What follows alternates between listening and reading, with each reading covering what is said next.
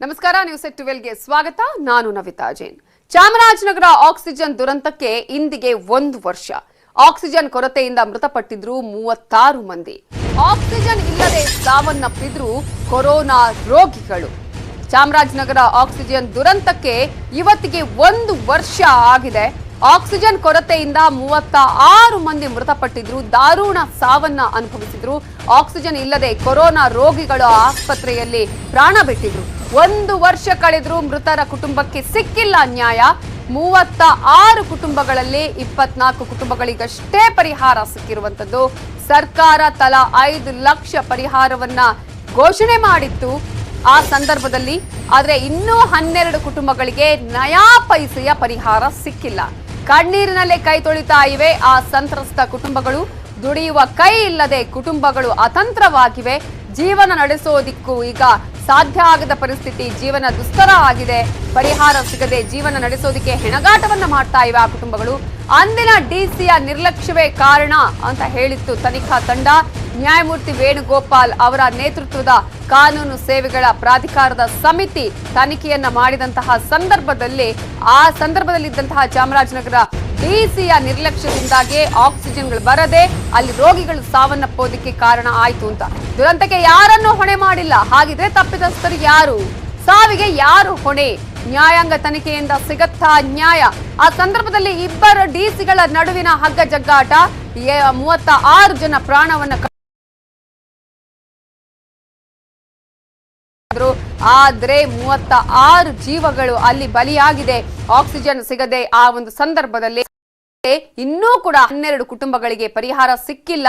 ಯಾರು ಮೃತಪಟ್ಟರಲ್ಲ ಆ ಒಂದು ಘಟನೆಯಲ್ಲಿ ಆಕ್ಸಿಜನ್ ಸಿಗದೆ, ಅವರ ಕುಟುಂಬಸ್ಥರು ಇವರನ್ನೇ ಜೀವನಕ್ಕೆ ಆಧಾರವಾಗಿಟ್ಕೊಂಡಿದ್ರು. ಇವರಿಂದನೇ ಜೀವನ ನಡೀತಾ ಇತ್ತು. ಇಡೀ ಕುಟುಂಬಗಳು ಇವರಿಂದಾಗಿ ಅಲ್ಲಿ ಜೀವನವನ್ನ ನಡೆಸ್ತಾ ಇದ್ವು. ಆದ್ರೆ ಅಂತಹವರನ್ನೇ ಕಳ್ಕೊಂಡಂತಹ ಆ ಕುಟುಂಬಗಳು ಈಗ ಬೀದಿಗೆ ಬಿದ್ದಿವೆ. ದುರಂತ ನಡೆದು 1 ವರ್ಷ ಆಗಿದೆ. 24 ಕುಟುಂಬಗಳಿಗಷ್ಟೇ ಪರಿಹಾರ ಸಿಕ್ಕಿದೆ. ಆದ್ರೆ ಇನ್ನೂ ಕೂಡ 12 ಕುಟುಂಬಗಳಿಗೆ ಪರಿಹಾರ ಸಿಕ್ಕಿಲ್ಲ. ಹಾಗಾದ್ರೆ ಸರ್ಕಾರ ಇವೆಲ್ಲವನ್ನ ಮರೆತೇ ಬಿಡ್ತಾ ಆ ಸಂದರ್ಭದಲ್ಲಿ ಮಾತ್ರ ಒಂದು ಪರಿಹಾರವನ್ನ ಘೋಷಣೆ ಮಾಡುವಂತಹ ಪರಿಸ್ಥಿತಿ ನಿರ್ಮಾಣ ಆಗಿತ್ತ?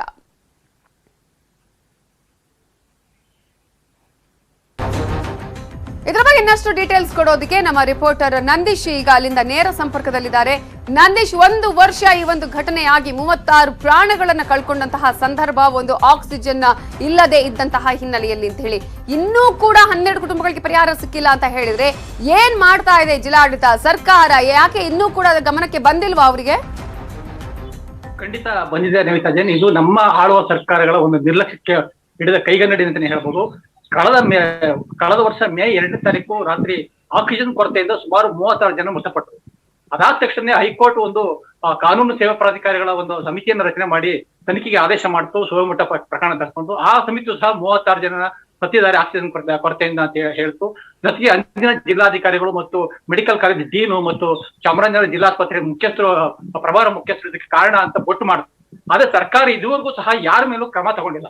ಯಾವುದೋ ಒಂದು ಸಣ್ಣ ಘಟನೆ ಆದ್ರೆ, ಬೇರೆ ಒಂದು ಘಟನೆಗಳಾದ್ರೆ, ತಪ್ಪುಗಳಾದ್ರೆ ಅವ್ರನ್ನ ಸಸ್ಪೆಂಡ್ ಮಾಡೋಂಥದ್ದು, ಅವ್ರಿಗೆ ಶಿಕ್ಷೆ ಕೊಡುವಂಥದ್ದು, ಅದು ಈ ತರದೆಲ್ಲ ಮಾಡುತ್ತೆ. ಆದ್ರೆ ಈ ಪ್ರಕರಣದಲ್ಲಿ ಮಾತ್ರ ಹೈ ಪ್ರೊಫೈಲ್ ಪ್ರಕರಣ. ಯಾಕಂದ್ರೆ ಇದು ದೊಡ್ಡ ದೊಡ್ಡ ವ್ಯಕ್ತಿಗಳು ಇದರಲ್ಲಿ ಭಾಗಿಯಾಗಿದ್ದಾರೆ, ಕಾರಣರಾಗಿದ್ದಾರೆ. ಹಾಗಾಗಿ ಸರ್ಕಾರ ವಿರುದ್ಧ ಯಾವುದೇ ರೀತಿಯ ಒಂದು ಕ್ರಮ ತಗೊಂಡಿಲ್ಲ. ಇದ್ರ ಜೊತೆಗೆ 36 ಕುಟುಂಬಗಳ ಪೈಕಿ 24 ಜನಕ್ಕೆ ಮಾತ್ರ ಆಕ್ಸಿಜನ್ ಕೊರತೆಯಿಂದ ಮೃತಪಟ್ಟಿದ್ದಾರೆ ಅಂತ ಹೇಳಿ ಸರ್ಕಾರ ಒಂದು ಪರಿಹಾರ ಕೊಡಕ್ಕೆ ಕ್ರಮ ಕೈಗೊಳ್ತು. ಅದರಲ್ಲಿ 13 ಜನಕ್ಕೆ ಮಾತ್ರ 5 ಲಕ್ಷ ಪರಿಹಾರ ಕೊಡ್ತು. ಇನ್ನು ಉಳಿದ 11 ಜನಕ್ಕೆ ಮಾತ್ರ ಬೈಕಿ ಕೇವಲ 2 ಲಕ್ಷ ರೂಪಾಯಿ ಕೊಡ್ತು. ಇನ್ನು 12 ಕುಟುಂಬಗಳಿಗೆ ಇದುವರೆಗೆ 1 ರೂಪಾಯಿ ಸಹ ಪರಿಹಾರ ಸಿಕ್ಕಿಲ್ಲ. ಅವರೆಲ್ಲ ತಮ್ಮ ದುಡಿಯುವ ಕೈಗಳನ್ನ ಕಳ್ಕೊಂಡು ಈಗ ಅತಂತ್ರ ಇದ್ರೆ, ಜೀವನ ನಡೆಸೋದೇ ಕಷ್ಟ ಆಗಿದೆ. ಮಕ್ಕಳು ಓದಿಸ್ಬೇಕು ಅಥವಾ ಅವ್ರ ಜೀವನ ನಡೆಸಬೇಕು, ಯಾವ ರೀತಿ ಮಾಡೋದು ಅನ್ನೋದ್ರ ಬಗ್ಗೆ ಕಣ್ಣೀರಿನಲ್ಲಿ ಕೈ ತೊಳಿತೇವೆ. ಸರ್ಕಾರಕ್ಕೆ ಕಣ್ಣು ಕಿವಿ ಇಲ್ವೇ ಅನ್ನೋದ್ರ ಬಗ್ಗೆ ಜನ ಮಾತಾಡ್ತಾರೆ. ಆ ಕುಟುಂಬಗಳು ಇಡೀ ಶಪ ಆಗ್ತವೆ. ಕೆಲವು ಮಕ್ಕಳು ಅನಾಥರಾಗಿದ್ದಾರೆ, ಮತ್ತೆ ಹೆಂಡತಿ ಗಂಡನ್ ಕಳ್ಕೊಂಡಿದ್ದಾರೆ, ಗಂಡ ಹೆಂಡತಿ ಕಳ್ಕೊಂಡಿದ್ದಾರೆ, ತಂದೆ ತಾಯಿ ಕಳ್ಕೊಂಡಿದ್ದಾರೆ. ಈ ತರ ಒಬ್ಬೊಬ್ಬರದು ಒಂದು ದುರಂತ ಕತೆ. ಹಾಗಾಗಿ ಸರ್ಕಾರ ಇದೆಯೇ ಇಲ್ವೇ ಅನ್ನೋದ್ರ ಬಗ್ಗೆ ಒಂದು ಸರ್ಕಾರ ಜನಕ್ಕೆ ಒಂದು ಬಹಳ ಬೇಸರ ಆಗಿದೆ. ಈ ಒಂದು ಪ್ರಕರಣದಲ್ಲಿ ಯಾರು ತಪ್ಪಿಸಿದ್ದಾರೆ, ಮತ್ತೆ ಇದುವರೆಗೆ ಯಾರು ಹೊಣೆನೇ ಆಗಿಲ್ವಾ? ಆಗ ಸರ್ಕಾರ ಒಂದು ನ್ಯಾಯಾಂಗ ತನಿಖೆ ಒಂದು ರಚನೆ ಮಾಡಿ ಒಂದು ಕೈ ತೊಳ್ಕೊತು. ಆ ನ್ಯಾಯಾಂಗ ತನಿಖೆ ಏನು BA ಪಾಟೀಲ್ ನ್ಯಾಯಮೂರ್ತಿ BA ಪಾಟೀಲ್ ನೇತೃತ್ವದ ಒಂದು ಸಮಿತಿ ಆಯೋಗ ಒಂದು ನ್ಯಾಯಾಂಗ ತನಿಖೆ ನಡೆತು. ಅದು ವರದಿನ ಸಹ ಕೊಟ್ಟಿದೆ ಅಂತ ಹೇಳ್ತಾ ಇದ್ದಾರೆ. ಯಾವುದು ಅಧಿಕೃತವಾಗಿ ಅದನ್ನ ಪ್ರಕಟ ಮಾಡಿಲ್ಲ ಮತ್ತು ಬಹಿರಂಗ ಆಗಿಲ್ಲ. ಯಾರು ತಪ್ಪಿತಸ್ಥರು, ಯಾರು ಏನಾಗಿದೆ ಅನ್ನೋದ್ರ ಬಗ್ಗೆ ಆ ವರದಿಯು ಸಹ ಇನ್ನೂ ಬಹಿರಂಗ ಆಗಿಲ್ಲ.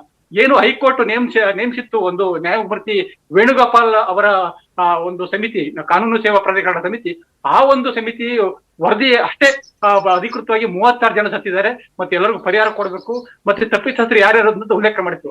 ಅದನ್ನ ಸರ್ಕಾರ ಕಡೆಗಣಿಸಿ ಮತ್ತೊಂದು ನ್ಯಾಯಾಂಗ ತನಿಖೆ ಮಾಡಿ BA ಪಾಟೀಲ್ ನೇತೃತ್ವದ ಒಂದು ನ್ಯಾಯಾಂಗ ತನಿಖೆ ಮಾಡಿತು. ಇದನ್ನು ನೋಡಿದ್ರೆ ಎಲ್ಲವನ್ನು ಮುಚ್ಚಿ ಹಾಕುವಂತ ಪ್ರಯತ್ನ ನಡೀತಾ ಇದೆ. ಸರ್ಕಾರ ತಾನೇ ಆರೋಗ್ಯ ಸಚಿವ ಸುಧಾಕರ್ ಅವರು ಕೇವಲ 3 ಜನ ಸತ್ತಿದ್ದಾರೆ ಅಂತ ಹೇಳಿದ್ರು ಆರಂಭದಲ್ಲಿ. ನಂತರ ಹೋಗ್ತಾ 24 ಜನ ಆಯ್ತು, 36 ಜನ ಆಯ್ತು. ಈಗ ಸರ್ಕಾರ 24 ಅನ್ಕೊಂಡಿದೆ.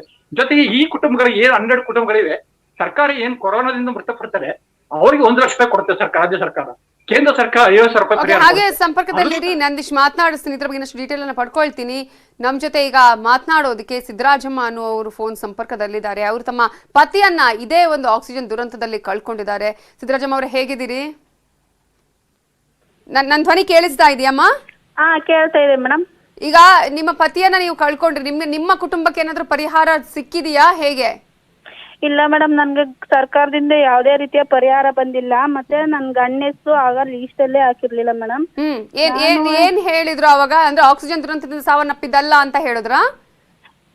ಅವಾಗ ನಾನು ಹೇಳ್ದೆ ಮೇಡಮ್, ಆಕ್ಸಿಜನ್ ದುರಂತದಲ್ಲಿ ಅವತ್ತಿನ ತಾರೀಕಲ್ಲೇ ತೀರೋಗಿದ್ದು. ಅವಾಗ ನಮ್ಗೆ ಬೇಗ ಕಳಿಸ್ಬಿಟ್ರು. ಇವಾಗ ನಾನು ಅದಾದ್ಮೇಲೆ ಹೋಗಿ ಪ್ರೆಸ್ ಅಲ್ಲೆಲ್ಲ ಮಾತಾಡಿದೆ ಮೇಡಮ್. ನನ್ಗೆ ಪರಿಹಾರನೂ ಬಂದಿಲ್ಲ, ನನ್ ಗಂಡಂದು ಡೆತ್ ಸರ್ಟಿಫಿಕೇಟು ಸಹ ಕೊಡ್ಲಿಲ್ಲ ಅಂತ. ಅವರು ಏನು ರಿಪ್ಲೈ ಮಾಡ್ಲೇ ಇಲ್ಲ ಮೇಡಮ್. ನನ್ಗೆ ಡೆತ್ ಸರ್ಟಿಫಿಕೇಟ್ ಕೊಡಕ್ಕೂ ಸಹ ಹಿಂದೆ ಮುಂದೆ ನೋಡಿದ್ರು. ನನ್ಗೆ SDPI ಪಕ್ಷದಿಂದ ನಂಗೆ ಡೆತ್ ಸರ್ಟಿಫಿಕೇಟ್ ಇಸ್ಕೊಟ್ರು ಮೇಡಮ್. ನನ್ಗೆ ಇದುವರೆಗೂ ಪರಿಹಾರನೂ ಬಂದಿಲ್ಲ, ಏನು ಬಂದಿಲ್ಲ ಮೇಡಮ್. ಹೇಗೆ ಜೀವನ ಸಾಗ್ತಾ ಇದೆ ಅಮ್ಮ? ಮೇಡಮ್ ಹೆಂಗೋ ನಡೀತಾ ಇದೆ ಮೇಡಮ್. ನನ್ಗೆ ಚಿಕ್ಕ ಮಕ್ಳು ಇದಾರೆ ಮೇಡಮ್. ನಾನು MLA ಎಲ್ಲಾನು ಕೇಳ್ಕೊಂಡ್ ಬಂದೆ ಮೇಡಮ್, ಕೆಲ್ಸ ಕೊಡ್ತಿ ಅಂತ. 1 ವರ್ಷ ಆದ್ರೂ ನನ್ಗೆ ಯಾರು ಕೊಡ್ಲಿಲ್ಲ ಮೇಡಮ್. DK ಶಿವಕುಮಾರ್ ಸರ್ ಅವ್ರು ಬಂದು ನನ್ಗೆ 1 ಲಕ್ಷ ಪರಿಹಾರ ಕೊಟ್ಟಿದ್ರು. ಅವ್ರ ಕಡೆಯಿಂದ ಕೊಟ್ಟಿರೋ ಮೇಡಮ್. ನನ್ಗೆ ಗೌರ್ಮೆಂಟ್ ಇಂದ ಏನೂ ಆಗಿಲ್ಲ. ಈಗ ಈಗ ಈಗ ಆ ಸಂದರ್ಭದಲ್ಲಿ ನಿಮ್ಮ ಹಸ್ಬೆಂಡ್ ಹಾಸ್ಪಿಟಲ್ ಇದ್ರು, ಅವತ್ತಿನ ದಿನನೇ ತೀರ್ಕೊಂಡಿದ್ದು. ರಿಪೋರ್ಟ್ ಈಗ ನೀವು ಕೇಳಕ್ ಹೋದ್ರಲ್ಲ, ಈಗ DC ಆಗಿರ್ಬೋದು, ಇತರರನ್ನ ಕೇಳಕ್ ಹೋದಾಗ ಅಥವಾ ಅಧಿಕಾರಿಗಳು ಕೇಳಕ್ ಹೋದಾಗ ಏನ್ ಹೇಳಿದ್ರು ಅವರು? ಮೇಡಮ್ ನಾವು DC ಗೆ ಎಲ್ಲ ಕಡೆಯಿಂದನೂ ಅರ್ಜಿ ಹಾಕಿದ್ದು. ಅವಾಗ ಅವ್ರು ಏನು ಮಾತಾಡ್ಲಿಲ್ಲ. ನಮ್ಗೆ SDPI ಅಂತ ಹೇಳಿದ ಮೇಡಮ್, ಅವ್ರ ವತಿಯಿಂದ ನನ್ಗೆ 2 ತಿಂಗಳಿಗೆ ಡೆತ್ ಸರ್ಟಿಫಿಕೇಟ್ ಸಿಕ್ತು ಮೇಡಮ್. ಅದಕ್ಕೆ ನಾನು ಪರಿಹಾರ ಏನು ಬರ್ಲಿಲ್ವಾ, ನಮ್ಗೇನು ಕೆಲಸ ಕೊಡಿಸ್ಲಿಲ್ವಲ್ಲ ಅಂತೆಲ್ಲ ಕೇಳ್ದೆ ಮೇಡಮ್. ಅದಕ್ಕೆ ಯಾರ ಕಡೆಯಿಂದ ನನ್ಗೆ ಏನು ರಿಪ್ಲೈ ಬರ್ಲೇ ಇಲ್ಲ ಮೇಡಮ್.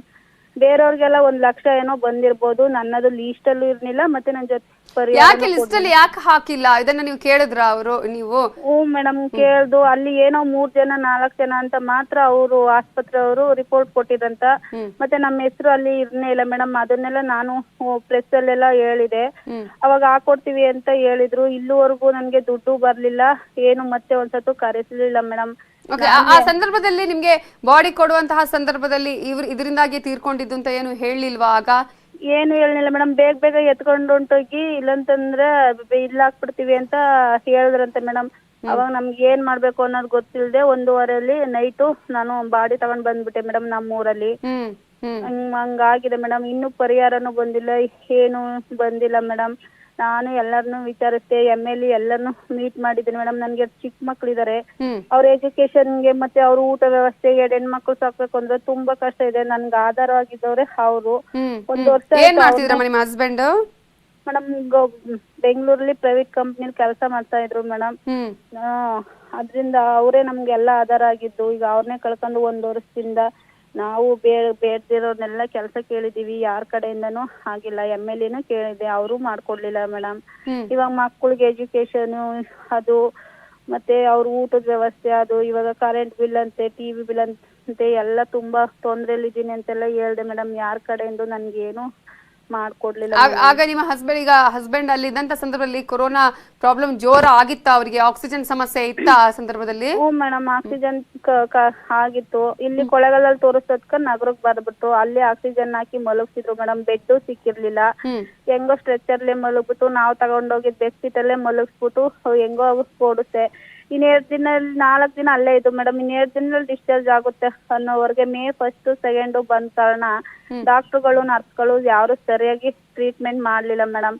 ನಮಗೂ ಆಕ್ಸಿಜನ್ ಖಾಲಿ ಆಗಿದೆ ಏನು ಅಂತ ನಮಗೂ ಸರಿಯಾಗಿ ಗೊತ್ತಾಗ್ಲಿಲ್ಲ. ಆಮ್ಯಾಕ ಅವ್ರು ಒದ್ದಾಡೋದ ನೋಡ್ಬಿಟ್ಟು ಯಾಕೆ ಹಿಂಗ್ ಒದ್ದಾಡ್ತಾರೆ ಅನ್ಬಿಟ್ಟು ಡಾಕ್ಟರ್ನ ಹತ್ರ ಹೋಗಿ ಕೇಳ್ದೋದ್ಕ ಮತ್ತೆ ನಾವು ಊಟ ಮಾಡಿಲ್ಲ ಅದಕ್ಕೆ ಅಂತ ಅವ್ರು ಹೇಳಿದ್ರು ಮೇಡಮ್. ನಮ್ಗೆ ಆಕ್ಸಿಜನ್ ಇಲ್ಲ ಅನ್ನೋದೇ ಗೊತ್ತಾಗ್ಲಿಲ್ಲ. ಆಮ್ಯಾಕ ಹಂಗೆ ಆಯ್ತಾ ಇನ್ನು ಜಾಸ್ತಿ ಒದ್ದಾಡಕ್ ಸ್ಟಾರ್ಟ್ ಮಾಡಿದ್ರು. ಆಮೇಲೆ ನಾವು ಹೋಗಿ ಕೇಳ್ದೋದ್ಕ ನರ್ಸು ಆಕ್ಸಿಜನ್ ಇಲ್ಲ, ಇದ್ ನಾವೇನು ಮಾಡಕ್ ಆಗಲ್ಲ ಅನ್ಬಿಟ್ರು. ಆಮ್ಯಾಕ ನಮ್ ಪಕ್ಕದಲ್ಲಿ ನಮ್ ಚಿಕ್ಕಪ್ಪ ಇದ್ರು, ಅವ್ರು ಹೋಗಿ ಆಕ್ಸಿಜನ್ ಕೊಠಡಿಗೆ ಹೋಗಿ ನೋಡ್ಕೊ ಬಂದ್ರು. ಅಲ್ಲಿ ಅವ್ರು ಬೀಗ ಹಾಕೊಂಡ್ ಹೊಂಟೋಗಿ ಮೇಡಮ್. ಮತ್ತೆ ಡಾಕ್ಟರ್ ಕೇಳಿ ನಾವು ಇದ್ ಮಾಡೋವರ್ಗ ಅಲ್ಲಿ ಮತ್ತೆ ನ್ಯೂಸ್ ಪೇಪರ್ ತಗೊಂಡೆಲ್ಲ ನಾವು ಬೀಸ್ತು ಮೇಡಮ್. ಆ ಟೈಮಲ್ಲಿ ಬರುತ್ತಾ ಅಂತಂದ್ರು. ಅದು ಆಕ್ಸಿಜನ್ ಬರ್ಲೇ ಇಲ್ಲ ಮೇಡಮ್. ಅವಾಗ ಅವರು ನಮ್ ಕಣ್ಣೆದ್ರ ಮುಂದೆನೆ ತೀರೋಗ್ಬಿಟ್ರು ಮೇಡಮ್. ಈಗ ನಿಮ್ಮ ಹಸ್ಬೆಂಡ್ ಅನ್ನ ಅವತ್ತು ಯಾರು ಹೇಳಿದ್ದು ನೀವು ಬೇಗ ಅಲ್ಲಿಂದ ಶಿಫ್ಟ್ ಮಾಡಿ ಬಾಡಿನ ಅಂತ ಯಾರು ಹೇಳಿದ್ದು ನಿಮ್ಗೆ? ಡಾಕ್ಟರ್ಗಳೇನಾ? ಅಲ್ಲಿ ಡಾಕ್ಟ್ರು ಯಾರೋ ಗೊತ್ತಿಲ್ಲ, ನಮ್ ಚಿಕ್ಕಪ್ಪ ಹೋಗಿ ಕೇಳೋದಕ್ಕೆ ಬೇಗ ಎತ್ಕೊಂಡೋಗಿ ಅಂತಂದ್ರಂತ. ಇವ್ರು ಬೇಗ ಹಾಕೊಂಡು ಆಂಬುಲೆನ್ಸ್ ಕೇಳೋರು 1000 ರೂಪಾಯಿ ಕೊಟ್ಬಿಟ್ಟು ನಾವು ನೈಟು ಚಾಮರಾಜನಗರದಿಂದ ಕೊಳ್ಳೇಗಾಲಕ್ಕೆ ಬಂದ್ಬಿಟ್ಟು ಮೇಡಮ್. ಕೊಳ್ಳೇಗಾಲ ಪಕ್ಕ ಮುಡಿಗುಂಡ ಗ್ರಾಮದಲ್ಲಿ ನಾವಿರೋದು. ಅವಾಗ ತಗೊಂಡ್ ಬಂದ್ಬಿಟ್ಟೆ ಮೇಡಮ್.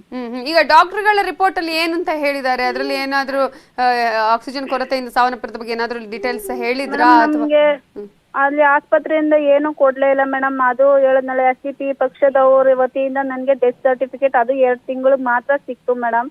ಇನ್ನು ಡಿಸೆಂಬರ್ ಅಲ್ಲಿನ ಆಸ್ಪತ್ರೆ ಯಾವ್ದಾರ ಬರ್ಬೇಕಾದ್ದು ಯಾವ್ದು ನಂಗೆ ಬಂದಿಲ್ಲ. ಏನೇ ಕೇಳಿದ್ರು ಹೈಕೋರ್ಟ್ ಅಲ್ಲಿ ಇದೆ, ಅದು ಕೇಸ್ ನಡೀತಾ ಇದೆ ಅಂತಾನೆ ಹೇಳ್ತಾವ್ರ ಮೇಡಮ್. ಕೆಲವ್ರಿಗೆ ಡೆತ್ ಸರ್ಟಿಫಿಕೇಟೇ ಸಿಕ್ಕಿಲ್ಲ ಅಂತ ಹೇಳ್ತಿದ್ದಾರೆ. ನಾನು ಮತ್ತೆ ಡೆತ್ ಸರ್ಟಿಫಿಕೇಟ್ ಅವ್ರ ವತಿಯಿಂದ ನನಗ್ ಸಿಕ್ಕಿದೆ. ಬಟ್ ಡಿಸೆಂಬರ್ ಮತ್ತೆ ಇನ್ನೊಂದ್ ಯಾವ್ದು ನನ್ಗೆ ಕೊಟ್ಟೇ ಇಲ್ಲ ಮೇಡಮ್. ಎಷ್ಟು ಪುಟ್ಟ ಮಕ್ಕಳಮ್ಮ ನಿಮ್ಗೆ? 2 ಹೆಣ್ಮಕ್ಳು ಮೇಡಮ್. ಒಬ್ಳಿಗೆ 8 ವರ್ಷ, ಒಬ್ಳಿಗೆ 6 ವರ್ಷ ನಡೀತಿದೆ ಮೇಡಮ್. ಇವಾಗ ಅವ್ರಿಗೆ ಯೂನಿಫಾರ್ಮ್, ಬಟ್ಟೆ, ಸ್ಕೂಲ್ ಫೀಸು ತುಂಬಾ ಕಷ್ಟ ಆಗುತ್ತಿದೆ ಮೇಡಮ್. ನಮ್ಗೆ ಆಧಾರ ಆಗಿದ್ದವ್ರೆ ಅವರು, ಅದ್ರಿಂದ ತುಂಬಾ ಕಷ್ಟ ಇದೆ. ನಾನು ಎಲ್ಲರ ಹತ್ರನು ಕೇಳ್ಕೊಂಡು ಬಂದಿದೀನಿ ಮೇಡಮ್. 1 ವರ್ಷ ಆದ್ರೂ ಯಾರು ಏನು ಮಾಡ್ಲೇ ಇಲ್ಲ. ಈಗ MLA ಗಳ ಹತ್ರ ಕೇಳಿದಾಗ ಅಥವಾ ಅಲ್ಲಿನ ಉಸ್ತುವಾರಿ ಸಚಿವರುಗಳ ಹತ್ರ ಕೇಳಿದಾಗ ಏನ್ ಹೇಳಿದ್ರು? ನಿಮ್ಗೆ ಏನಾದ್ರು ಹೇಳಿದ್ರ ಯಾಕೆ ಏನು ಆಗಿಲ್ಲ ಅಂತ ಹೇಳಿ, ಅಥವಾ ಅಧಿಕಾರಿಗಳ ಗಮನಕ್ಕೆ ತಂದ್ರ ನೀವು ಸಿಕ್ಕಿಲ್ಲ ಅಂತ ಹೇಳಿ? ಮೇಡಮ್ ನಾನು MLA ಮನೆ ಹತ್ರ ಹೋಗಿದ್ದೀನಿ. ಬೇರೆ ಅಧಿಕಾರಿಗಳು ಯಾರು ನಮ್ಮ ಹತ್ರ ಬರ್ಲೂ ಇಲ್ಲ, ನಮಗ್ ಗೊತ್ತೂ ಇಲ್ಲ ಮೇಡಮ್. ನಮ್ಮಲ್ಲೇ ಕೊಳ್ಳೇಗಾಲ ಶಾಸಕರಾದ್ರ ಮಹೇಶಣ್ಣ ಅವ್ರ ಹತ್ರ ನಾನು ಹೋಗಿದೆ ಮೇಡಮ್ 1-5-6 ಸತ. ಅವ್ರು ಕೊಡಿಸ್ತೀನಿ ಅಂತ ಹೇಳಿದ್ರು. 8 ತಿಂಗಳಾದ್ಮೇಲೆ ಮತ್ತೆ ಹೋಗಿದೆ ಮೇಡಮ್. ಅವರು ಏನು ಮರ್ತೇ ಬಿಟ್ಟಿದ್ರು. ನಾನು ಹೇಳ್ದೆ ಹಿಂಗ ಅಂತ. ಅವ್ರು ಕೊಡ್ತೀನಿ ಎಲ್ಲಾರ ಖಾಲಿ ಇದ್ರ ಅಂತಂದ್ರು. ಅಷ್ಟೇ ಮೇಡಮ್. ಈ 1 ವರ್ಷ ಹತ್ರ ಆಯ್ತು. ಮಕ್ಕಳಿಗೆ ಎಜುಕೇಶನ್ ಬಗ್ಗೆ ಅಲ್ಲಿ, ನನ್ನ ಉದ್ಯೋಗದ ಬಗ್ಗೆ ಅಲ್ಲಿ, ಪರಿಹಾರದ ಬಗ್ಗೆ ಅಲ್ಲಿ ಏನು ನನ್ಗೆ ಗೊತ್ತೇ ಇಲ್ಲ ಮೇಡಮ್. ಇವಾಗ ನೀವು ಫೋನ್ ಮಾಡಿ ನನ್ಗೆ ಹೇಳ್ತಾ ಇದ್ದೀರಾ. ಮತ್ತೆ ನಗರದಲ್ಲಿ ಇವತ್ತೇನೋ ಪ್ರತಿಭಟನೆ ಇದೆ, ಅದರಿಂದ ಗೊತ್ತಾಯ್ತು. ಬಟ್ ನನ್ಗೆ ಯಾವ್ದೇ ರೀತಿಯ ಬಿಡಿ ಕಾಸು ಸರ್ಕಾರದಿಂದ ಬಂದಿಲ್ಲ ಮೇಡಮ್. ಸರ್ಕಾರ ಕಣ್ಣು ಮುಚ್ಕ ಕೂತಿದೆ. ನಮ್ಮಂತ ಹೆಣ್ಮಕ್ಳು ಬಳ್ಳಿ ಆಟ ಆಡ್ಬಿಟ್ಟು ಅದ್ ಮಾತ್ರ ಕಣ್ಣು ಮುಚ್ಕ ಕೂತಿದೆ ಮೇಡಮ್. ಬೀದಿ ಬಿದ್ದಿರೋದು ಇವಾಗ ನಾವು. ನಮ್ಮಂಗೆ ನಂಬ್ಕೊಂಡಿರೋರು ಎಷ್ಟೋ ಜನ ಮನ ಆಧಾರ ಸ್ತಂಭನೆ ಕಳ್ಕೊಬಿಟ್ಟು ಏನ್ ಮಾಡ್ಬೇಕು ಅನ್ನಂಗ ಆಗ್ಬಿಟ್ಟಿದೆ ಮೇಡಮ್ ಇವಾಗ. ಈಗ ಸರ್ಕಾರ ಒಂದಷ್ಟು 24 ಜನ ಕುಟುಂಬಸ್ಥರಿಗೆ ಕೊಟ್ಟಿದ್ದಾರೆ, ಆದ್ರೆ ಅದ್ರಲ್ಲಿ ನಿಮ್ಮ ಪತಿ ಹೆಸರನ್ನೇ ಕೈ ಬಿಟ್ಟಿದ್ದಾರೆ ಹಾಗಾದ್ರೆ ಅಂತ? ಹೌದು ಮೇಡಮ್. ನಾನು ಅವಾಗ್ಲಿಂದ ತೀರೋತ್ತವಿಂದ ನನ್ನ ಗಂಡ ಹೆಸರು ಅಲ್ಲಿ ಸೇರ್ಸೇ ಇಲ್ಲ ಅಂತಾನೆ ನಾನು ಎಲ್ಲರಿಗೂ ಹೇಳ್ಕೊ ಬಂದಿದ್ದೀನಿ. ಆದ್ರೆ ಅದು ಸೇರಿದ್ದ ಏನು ಅಂತ ನನ್ಗೆ ನ್ಯೂಸ್ ಕೊಡೋರು ಯಾರು ಇರ್ಲಿಲ್ಲ ಮೇಡಮ್. ನಿಜ ನೋಡೋಣ. ನಾವು ನಮ್ಮ ಪ್ರಯತ್ನವನ್ನ ನಾವು ಮಾಡ್ತಾ ಇದೀವಿ ಸಿದ್ದರಾಜಮ್ಮ ಅವರೇ. ಸರ್ಕಾರದ ಕಣ್ತೆರೆಸುವಂತ ಪ್ರಯತ್ನವನ್ನ ಮಾಡ್ತಾ ಇದೀವಿ. ನೋಡೋಣ ಸರ್ಕಾರ ಯಾವ ರೀತಿಯಂತ ಪ್ರಯತ್ನ ಮಾಡುತ್ತೆ, ಏನ್ ಮಾಡುತ್ತೆ ಅಂತ ಹೇಳಿ. ನಮ್ಮ ಜೊತೆ ಮಾತನಾಡಿದಕ್ಕಾಗಿ ಧನ್ಯವಾದಗಳಮ್ಮ.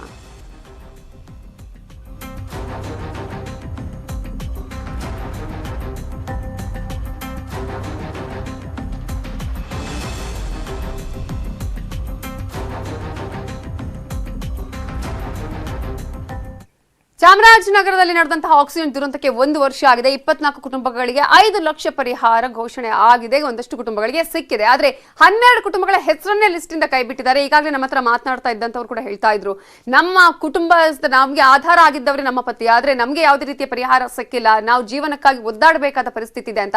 ಸರ್ಕಾರ ಇದೆಯಾ ಇಲ್ವಾ ಅನ್ನುವಂತಹ ಪ್ರಶ್ನೆ ಕೂಡ ಇದೆ. ಯಾಕಂದ್ರೆ ಅಲ್ಲಿಗೆ ಒಂದ್ಸಲ ಹೋಗ್ತಾರೆ ಘಟನೆ ಆದಾಗ, ಆ ನಂತರ ಯಾರು ಕೂಡ ತಲೆನೇ ಕೆಡಿಸ್ಕೊಳ್ಳಲ್ಲ.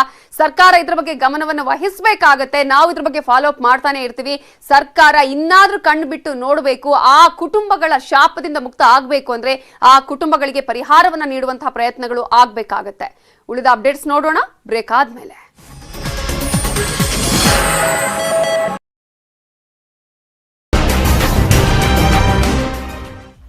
PSI ಅಕ್ರಮ ನೇಮಕಾತಿ ಪ್ರಕರಣಕ್ಕೆ ಸಂಬಂಧಪಟ್ಟ ಹಾಗೆ ಪ್ರಕರಣದಲ್ಲಿ ಹಾಲಿ ಸಚಿವರೊಬ್ಬರ ಸಂಬಂಧಿಯ ಹೆಸರು ಕೇಳಿ ಬಂದಿದೆ.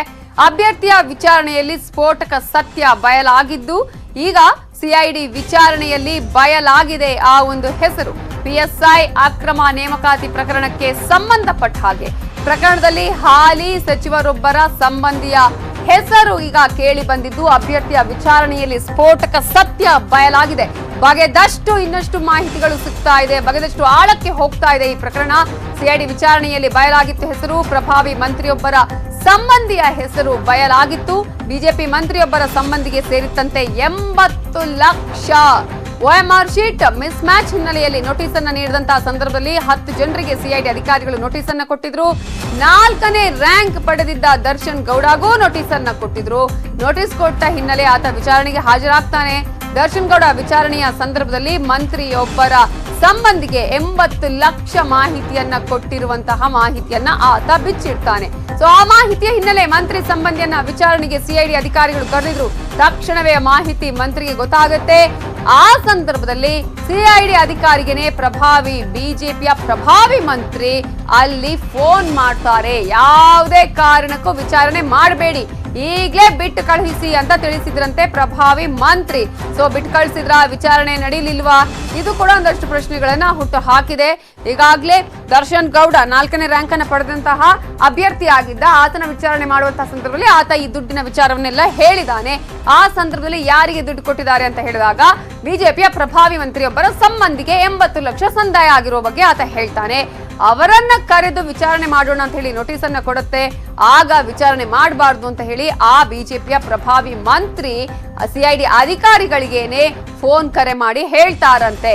ಸೊ ಅಲ್ಲಿಗೆ ಇದರಲ್ಲಿ ಯಾರ್ಯಾರು ಯಾವ್ಯಾವ ರೀತಿಯಾಗಿ ಭಾಗಿಯಾಗ್ತಾ ಇದ್ದಾರೆ, ಇದರ ನಿಜವಾಗ್ಲೂ ಪ್ರಕರಣದ ಪ್ರಾಮಾಣಿಕ ತನಿಖೆ ನಡೀತಾ ಇದೆಯಾ, ಅನ್ಯಾಯ ಆದವರಿಗೆ ಈಗ ನ್ಯಾಯ ಸಿಗುತ್ತಾ ಅನ್ನುವಂತಹ ಪ್ರಶ್ನೆ ಕೂಡ ಈಗ ಎಲ್ಲರಲ್ಲೂ ಕಾಣ್ತಾ ಇದೆ. ಇವೆಲ್ಲದರ ಬಗ್ಗೆ ಇನ್ನಷ್ಟು ಡೀಟೇಲ್ಸ್ ಕೊಡೋದಕ್ಕೆ ನಮ್ಮ ಪೊಲಿಟಿಕಲ್ ಬ್ಯೂರೋ ಹೆಡ್ ಆಗಿರುವ ಚಿದಾನಂದ ಪಟೇಲ್ ನೇರ ಸಂಪರ್ಕದಲ್ಲಿದ್ದಾರೆ. ಚಿದಾನಂದ ಪಟೇಲ್, ಈಗ ಒಂದ್ ಕಡೆ ಅಕ್ರಮ ಎಸಗಿರುವಂತಹ ಬಗ್ಗೆ ತನಿಖೆ ನಡೀತಾ ಇರುವ ಸಂದರ್ಭದಲ್ಲಿ ತನಿಖೆ ಬಗ್ಗೆನೇ ಒಂದಷ್ಟು ಅನುಮಾನಗಳು ಬರಬಾರ್ದಲ್ವಾ? ಅಂತಹ ಒಂದು ಅನುಮಾನಗಳು ಈಗ ಈ ಪ್ರಕರಣದಲ್ಲಿ ಕಾಣಿಸ್ತಾ ಇದೆ ಅಂತ ಬೇಗ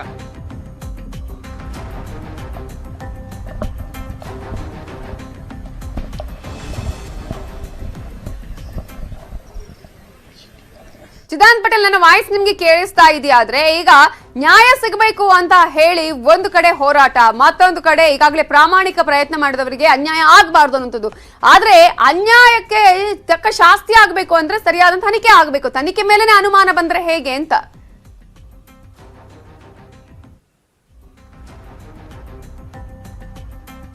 ಚಿದಾನಂದ ಪಟೇಲ್, ನಿಮ್ ವಾಯ್ಸ್ ಸರಿಯಾಗಿ ಕೇಳಿಸ್ತಾ ಇಲ್ಲ. ನಾನು ಮತ್ತೊಮ್ಮೆ ನಿಮ್ಗೆ ಮಾತನಾಡಿಸುವಂತಹ ಪ್ರಯತ್ನವನ್ನ ಮಾಡ್ತೀನಿ. ಈಗಾಗಲೇ ಬಿಜೆಪಿ ಮಂತ್ರಿಯೊಬ್ಬರ ಸಂಬಂಧಿಗೆ 80 ಲಕ್ಷ ಸೇರಿದೆ ಅಂತ ಹೇಳಿ ಅಭ್ಯರ್ಥಿ ಈ ಒಂದು ವಿಚಾರಣೆ ಸಂದರ್ಭದಲ್ಲಿ ಬಾಯಿ ಬಿಟ್ಟಿರೋದು.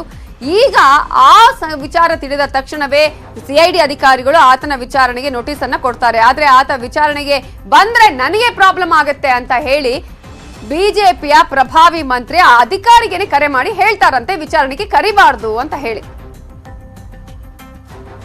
ಸೊ ಇದರ ಬಗ್ಗೆ ಇನ್ನಷ್ಟು ಮಾತನಾಡೋದಕ್ಕೆ ಈಗ ಪೊಲಿಟಿಕಲ್ ಬ್ಯೂರೋ ಹೆಡ್ ಆಗಿರುವಂತಹ ಚಿದಾನಂದ ಪಟೇಲ್ ಈಗ ಮತ್ತೆ ಸಂಪರ್ಕದಲ್ಲಿದ್ದಾರೆ. ಚಿದಾನಂದ ಪಟೇಲ್, ನನ್ನ ವಾಯ್ಸ್ ಕೇಳಿಸ್ತಾ ಇದೆಯಾದ್ರೆ, ಒಂದು ಕಡೆ ನ್ಯಾಯಕ್ಕಾಗಿ ಹೋರಾಟ ಮಾಡಲಾಗ್ತಾ ಇದೆ, ಮತ್ತೊಂದು ಕಡೆ ಅನ್ಯಾಯದ ವಿರುದ್ಧ ಈಗ ತಕ್ಕ ಶಿಕ್ಷೆ ಆಗಬೇಕು ಅನ್ನುವಂತಹ ತನಿಖೆ ನಡೀತಾ ಇದೆ. ಆದ್ರೆ ಅಲ್ಲೇ ಅನುಮಾನ ಬಂದ್ರೆ ಹೇಗೆ ಅಂತ? ಖಂಡಿತವಾಗಿಯೂ ನವಿತಾ ಜೈನ್, ಈ ಸರ್ಕಾರದ ಬೆಂಗಳೂರಿನ ಪ್ರಭಾವಿ ಮಂತ್ರಿಯೊಬ್ಬರು, ಇವರು ಈ ಹಿಂದೆ ಮಾಜಿ DCM ಕೂಡ ಆಗಿದ್ರು ಅಂತ ಹೇಳಲಾಗ್ತಿದೆ.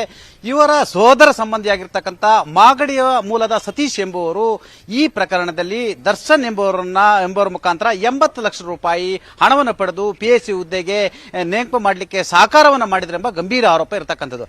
ದರ್ಶನ್ ಗೌಡರವರನ್ನ ಸಹಾಯಕ ತನಿಖಾಧಿಕಾರಿ ನರಸಿಂಹಮೂರ್ತಿ P ಅವರು ಸಿಐಡಿ ಘಟಕ ಕರೆದು ವಿಚಾರಣೆ ಮಾಡಿರುವ ಸಂದರ್ಭದಲ್ಲಿ ಈ ಪ್ರಭಾವಿ ಸಚಿವರ ಸಂಬಂಧಿ ಸತೀಶ್ 80 ಲಕ್ಷ ರೂಪಾಯಿ ಹಣವನ್ನು ಪಡೆದುಕೊಂಡು PSI ನೇಮಕಾತಿಯನ್ನು ಮಾಡಿದ್ರು ಅಂತ ಹೇಳಿ ಗಂಭೀರವಾದ ಆರೋಪವನ್ನು ಮಾಡಿದ್ರು. ತಮ್ಮ ಹೇಳಿಕೆಯಲ್ಲಿ ಕೂಡ ಉಲ್ಲೇಖವನ್ನು ಮಾಡಿದ್ರು. ಆದ್ರೆ ಎಲ್ಲ ಒಂದ್ ಕಡೆ ಈ ವಿಚಾರ ತಿಳಿದ ತಕ್ಷಣ ಪ್ರಭಾವಿ ಸಚಿವರು ಎಲ್ಲ ಒಂದ್ ಕಡೆ ಈ ಇಡೀ ಹಗರಣ ತನ್ನ ಕುತ್ತಿಗೆಗೆ ಮೆತ್ತಾಕೊಳ್ಳುತ್ತೆ, ತನ್ನ ಸಚಿವ ಸ್ಥಾನಕ್ಕೆ ಕೂತು ಬರುತ್ತೆ, ತನ್ನ ಇಮೇಜ್ಗೆ ಡ್ಯಾಮೇಜ್ ಆಗುತ್ತೆ, ತಮ್ಮ ಎಲ್ಲ ಒಂದ್ ಕಡೆ ವೈಟ್ ಕಲರ್ಗೆ ಡ್ಯಾಮೇಜ್ ಆಗುತ್ತೆ ಎಂಬ ಕಾರಣಕ್ಕಾಗಿ ತಮ್ಮ ಸಂಬಂಧಿ ಮಾಗಡಿಯ ಸತೀಶ್ ಎಂಬುವರನ್ನ ಬಚಾವ್ ಮಾಡುವ ಕಾರಣಕ್ಕಾಗಿ ಸಿಐಡಿಯ ಉನ್ನತಾಧಿಕಾರಿ ಪೊಲೀಸ್ ತನಿಖೆ ನಡೆಸುತ್ತಿರ್ತಕ್ಕಂಥ ಉನ್ನತಾಧಿಕಾರಿ ತನಿಖಾಧಿಕಾರಿಗೆ ಕರೆ ಮಾಡಿ ಬೇರೆ ಬೇರೆ ಮೂಲಗಳಿಂದ ಕೂಡ ಒತ್ತಡ ಹಾಕಿಸಿ ಸತೀಶ್ ರವರನ್ನ ಇಡೀ ಆ ಒಂದು ಹೇಳಿಕೆಯಿಂದ ಹೆಸರನ್ನ ಕೈ ಬಿಡಿಸಿರುವಂತದ್ದು ಮತ್ತು ಅವರನ್ನ ಯಾವುದೇ ಕಾರಣಕ್ಕೂ ವಿಚಾರಣೆ ಕರೆಸಬಾರದು ಅಂತ ಹೇಳಿ ಸೂಚನೆ ಕೊಟ್ಟಿರುವಂತದ್ದು, ಖಡಕ್ಕಾಗಿ ಅವರಿಗೆ ಸೂಚನೆ ಕೊಟ್ಟಿರುವಂತ ಆ ಮುಖಾಂತರ ಈ ಪ್ರಕರಣದಲ್ಲಿ ಬೆಂಗಳೂರಿನ ಪ್ರಭಾವಿ ಸಚಿವರ ಕೈವಾಡ ಇದೆ ಎಂಬ ಗಂಭೀರ ಆರೋಪ ಕೇಳಿ ಬಂದಿರುವಂತದ್ದು.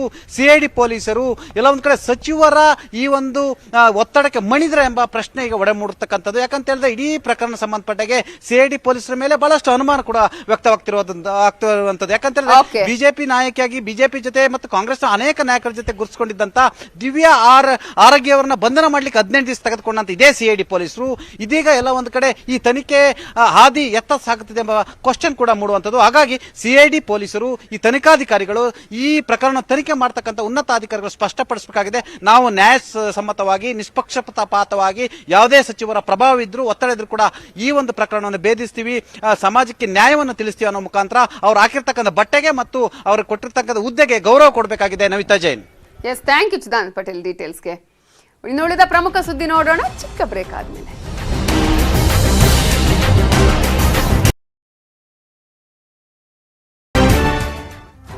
Welcome back. ಪಿಎಸ್ಐ ಪರೀಕ್ಷೆ ಅಕ್ರಮ ಪ್ರಕರಣಕ್ಕೆ ಟ್ವಿಸ್ಟ್ಗಳ ಮೇಲೆ ಟ್ವಿಸ್ಟ್ ಸಿಗ್ತಾನೆ ಇದೆ. ಪ್ರತಿಭಟನಾ ನಿರತ ಅಭ್ಯರ್ಥಿಗಳಿಗೂ ಕೂಡ ಈಗ ಪೊಲೀಸರು ಶಾಕ್ ಕೊಡ್ತಾ ಇದ್ದಾರೆ.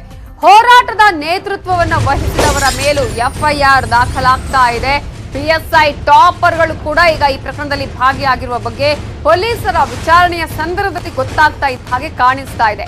ಪ್ರತಿಭಟನೆ ನಿರತ ಅಭ್ಯರ್ಥಿಗಳಿಗೂ ಪೊಲೀಸರು ಶಾಕ್ ಕೊಡ್ತಾ ಇದ್ದು, ಅಕ್ರಮದಲ್ಲಿ ಭಾಗಿಯಾದವರಿಂದಲೂ ಕೂಡ ಪ್ರತಿಭಟನೆ ನಡೆಯುತ್ತಾ. ಹಾಗಾದ್ರೆ ಫ್ರೀಡಂ ಪಾರ್ಕ್ ನಲ್ಲಿ ನಡೀತಾ ಇರುವ ಈ ಒಂದು ಹೋರಾಟದಲ್ಲಿ ಒಂದಷ್ಟು ಅಭ್ಯರ್ಥಿಗಳು ಕೂಡ ಈ ಅಕ್ರಮದಲ್ಲಿ ಪಾಲ್ಗೊಂಡಿದ್ದಾರೆ ಅನ್ನುವಂತಹ ಮಾಹಿತಿಗಳು ಸಿಗ್ತಾ ಇದೆ. ಮರು ಪರೀಕ್ಷೆಯನ್ನು ಖಂಡಿಸಿ ಆಯ್ಕೆಯಾದವರು ಪ್ರತಿಭಟನೆಯನ್ನ ಮಾಡ್ತಾ ಇದ್ದಾರೆ. ಆದ್ರೆ ಪರೀಕ್ಷೆಯಲ್ಲಿ ಅಕ್ರಮ ಎಸಗಿದ್ರ ಅಭ್ಯರ್ಥಿ ಜಾಗೃತ್ ಪ್ರತಿಭಟನೆಯ ಮುಂದಾಳತ್ವವನ್ನು ವಹಿಸಿದ್ದು ಜಾಗೃತ್. ಇದೀಗ ಪ್ರತಿಭಟನಾ ನಿರತ ಜಾಗೃತ್ ವಿರುದ್ಧವೂ ಎಫ್ಐಆರ್ ದಾಖಲಾಗಿದೆ.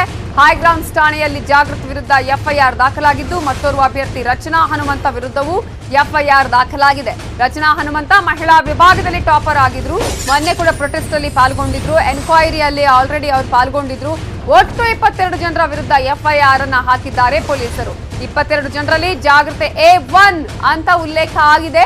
ಇದೀಗ ಕಲಬುರಗಿ ಬಳಿಕ ಬೆಂಗಳೂರಲ್ಲೂ ತನಿಖೆ ಚುರುಕುಗೊಂಡಿದೆ.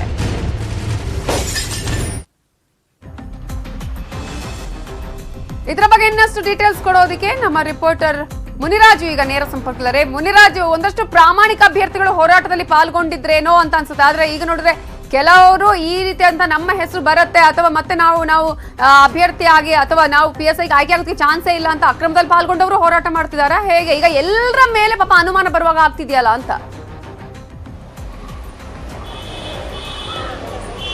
ಖಂಡಿತ ನವಿತಾ, ಏನೀಗ ಹೋರಾಟ ಮಾಡ್ತಿರುವಂತ ಕೆಲವು ಪ್ರಾಮಾಣಿಕ ಅಭ್ಯರ್ಥಿಗಳೇನಿದ್ರೆ ಈಗ ಅವ್ರ ಜೊತೆನೆ ಕೆಲವು ಏನು ಈ ಒಂದು ಹಗರಣದಲ್ಲಿ ಭಾಗಿರುವಂತ ಅಭ್ಯರ್ಥಿಗಳು ಇದಾರ ಅನ್ನೋ ಅನುಮಾನ ಈಗ ವ್ಯಕ್ತವಾಗ್ತಿರುವಂತದ್ದು. ಯಾಕಂದ್ರೆ ಸಿಐಡಿ ಅಧಿಕಾರಿಗಳು ಒಂದು ತನಿಖೆಯನ್ನ ಮಾಡ್ತಿರ್ಬೇಕಾದ್ರೆ ಕೆಲವು ಅಭ್ಯರ್ಥಿಗಳ ಮೇಲೆ ಒಂದು ಎಫ್ಐಆರ್ ಅನ್ನು ದಾಖಲು ಮಾಡಿದ್ರೆ ಅದರಲ್ಲಿ ಪ್ರಮುಖವಾಗಿ ಜಾಗೃತಿ ಎಂಬತ್ತೇನಿದ್ದಾರೆ ಈತನೇ ಒಂದು ಹೋರಾಟವನ್ನ ಮಾಡೋದಕ್ಕೆ ಒಂದು ಮುಂಚೂಣಿಯಲ್ಲಿರ್ತಾನೆ. ಮತ್ತೆ ಅನುಮತಿ ಪತ್ರವನ್ನು ಸಹ ಈತನೇ ರೆಡಿ ಮಾಡಿ ಒಂದು ಪೊಲೀಸರ ಬಳಿ ಒಂದು ಅನುಮತಿಯನ್ನು ಕೇಳಿರ್ತಾನೆ. ಆದ್ರೆ ಆತನೇ ಈಗ ಒಂದು ಪೊಲೀಸರ ಎಫ್ಐಆರ್ ನಲ್ಲಿ A1 ಅಂತೇಳಿ ಈಗ ಉಲ್ಲೇಖ ಮಾಡಿರುವಂತದ್ದು.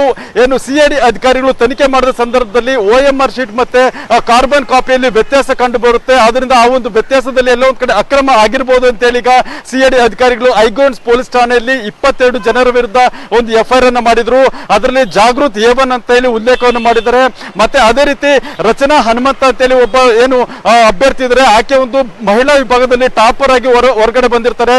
ಆದ್ರೆ ಆಕೆ ಸಹ ಕಳೆದ ಶನಿವಾರ ನಡೆದ ಒಂದು ಪ್ರತಿಭಟನೆಯಲ್ಲಿ ಭಾಗಿಯಾಗಿದ್ರು. ಮತ್ತೆ ನಮಗೆ ನ್ಯಾಯ ಬೇಕು ಅಂತೇಳಿ ಒಂದು ದೊಡ್ಡ ಹೋರಾಟವನ್ನು ಸಹ ಮಾಡಿದ್ರು. ಆದ್ರೆ ಈಗ ಪೊಲೀಸರು ದಾಖಲೆ ಮಾಡಿರುವಂತಹ ಎಫ್ಐಆರ್ ನಲ್ಲಿ ಆಕೆ 17 A17 ಅಂತೇಳಿ ಉಲ್ಲೇಖ ಮಾಡಿ ಈಗ ತನಿಖೆಯನ್ನ ಮಾಡ್ತಾ ಇರುವಂತದ್ದು. ಆದ್ರೆ ಅವ್ರ ಮೇಲೆ ಆರೋಪಗಳು ಏನು OMR ಶೀಟ್ ಮತ್ತೆ ಕಾರ್ಬನ್ ಶೀಟ್ ನಲ್ಲಿ ಒಂದು ವ್ಯತ್ಯಾಸ ಇದೆ ಅಂತೇಳಿ ಅವ್ರ ಮೇಲೆ ಒಂದು ಆರೋಪವನ್ನು ಮಾಡಿ ಒಂದು ತನಿಖೆಯನ್ನ ಮಾಡ್ತಾ ಇದ್ದಾರೆ. ಆದ್ರೆ ಇನ್ನು ತನಿಖೆ ನಡೆಸಿ ಅವರು ತಪ್ಪು ಮಾಡಿದಾರ ಇಲ್ವಾ ಅನ್ನೋದು ಸಿಐಡಿ ಅಧಿಕಾರಿಗಳ ತನಿಖೆ ಇಂದಷ್ಟೇ ಹೊರಗಡೆ ಬರಬೇಕಾಗಿದೆ.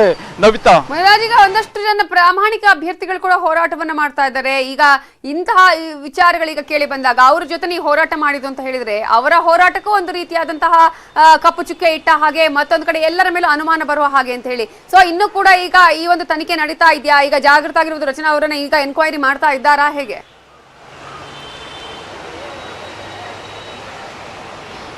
ನವಿತಾ, ಈಗಾಗಲೇ ಇವರು ಇಬ್ಬರ ಮೇಲೆ FIR ದಾಖಲಾಗಿದೆ. ಆದ್ರೆ ಇನ್ನೂ ಸಹ ಇವರನ್ನ ಪೊಲೀಸ್ CID ಅಧಿಕಾರಿಗಳು ವಶಕ್ಕೆ ಪಡೆದಿಲ್ಲ. ಎಲ್ಲಿದ್ದಾರೆ ಅನ್ನೋದ್ರ ಬಗ್ಗೆ ಇನ್ನೂ ಮಾಹಿತಿಯನ್ನ ಸಂಗ್ರಹ ಮಾಡ್ತಾ ಇದ್ದಾರೆ. ಆದ್ರೆ ಈ ಒಂದು ಪ್ರಕರಣದಲ್ಲಿ ಈಗ ಬೆಂಗಳೂರಿನಲ್ಲಿ 22 ಜನರ ವಿರುದ್ಧ FIR ಆದ ನಂತರ ಅದರಲ್ಲಿ 12 ಜನರನ್ನ ಈಗಾಗಲೇ ಬಂಧಿಸಿ ಒಂದು ವೈಯಲಿ ಕಾವಲ್ ಪೊಲೀಸ್ ಠಾಣೆಯಲ್ಲಿ ಇಟ್ಕೊಂಡಿರೋದು. ನಂತರ CID ಅಧಿಕಾರಿಗಳು 12 ಜನರನ್ನ ವಶಕ್ಕೆ ಪಡ್ಕೊಂಡು ಒಂದು ತೀವ್ರ ವಿಚಾರಣೆ ಮಾಡ್ತಾರೆ. ಅದರಲ್ಲಿ ಇವರ ರೋಲ್ ಏನು ಮತ್ತೆ ಏನೆಲ್ಲ ಯಾರ ಮುಖಾಂತರ ಪೇಪರ್ ಸಿಕ್ಕಿತ್ತು ಅಥವಾ ಪ್ರಶ್ನೆ ಪತ್ರಿಕೆ ಸೋರಿಕೆ ಆಗಿತ್ತು ಅನ್ನೋದ್ರ ಬಗ್ಗೆ ತನಿಖೆಯನ್ನ ಮಾಡ್ತಾರೆ. ಆದ್ರೆ ಇದೀಗ ಈ ಒಂದು 22 ಜನ ಏನು FIR ಇದೆ ಅದರಲ್ಲಿ ಇಬ್ಬರು ಸಹ ಒಂದು ಹೆಸರು ಉಲ್ಲೇಖ ಆಗಿರುವಂತದ್ದು ಮತ್ತೆ ಅವರು ಒಂದು ಹೋರಾಟದಲ್ಲಿ ಪಾಲ್ಗೊಂಡಿದ್ರು ಸಹ ಈಗ ಅವ್ರ ಮೇಲೆ FIR ಆಗಿರುವಂತದ್ದು. ಒಂದು ತನಿಖೆಯಿಂದ ಮತ್ತೆ ಅವ್ರಿಗೆ ಏನ್ ರೋಲ್ ಇತ್ತು, ಏನ್ ಮಾಡಿದಾರೆ ಅನ್ನೋದು ಗೊತ್ತಾಗಬೇಕಾಗಿದೆ. Navita, thank you Muniraju ಡೀಟೇಲ್ಸ್ಗೆ.